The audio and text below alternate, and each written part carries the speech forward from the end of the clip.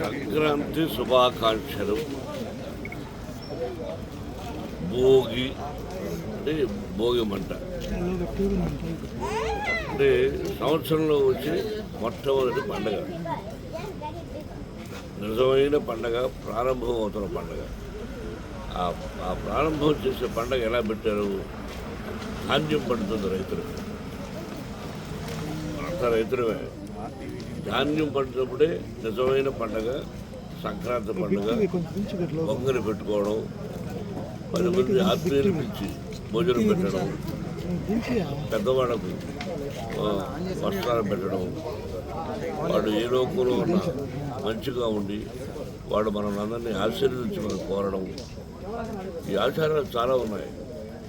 ఎంత సిటీలు వచ్చినా, ఎంత కంప్యూటర్ యుగం వచ్చినా ఇది మర్చిపోకూడదు మనం.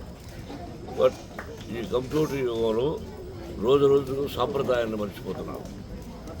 ఎడ్ల పందాల పోటీలు ఉంటాయి. ఆవులు, పడదూడలు పరకలు కట్టి దానికి 5 రూపాయలు 10 రూపాయలు కట్టి అలా జనంలోకి వదలడం. దానివల్ల మంచి ఆచారమే కానీ దానివల్ల అపాయం ఎక్కువ జరిగిన సంఘటనలు. వాటిలో మాత్రం పాల్గొనేవారు దయచేసి కొంచెం జాగ్రత్తలు తీసుకుంటే చాలా చాలా బాగుంటుంది.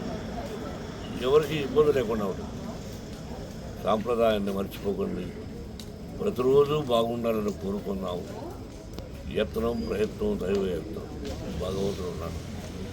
ఆయనే చెప్పాడు, ఇందుగలడు అందులేడని సందేహము వరదు, ఎందెందు వెలిగి చూసిన అందందేయగలడు చక్రి సర్వోపగత.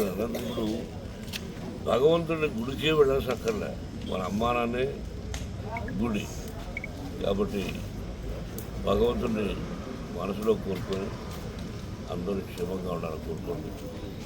అందరూ బాగుంటేనే మనందరం బాగుంటాం. మనసగే సంక్రాంతి శుభాకాంక్షలు, నూతన సంవత్సర శుభాకాంక్షలు.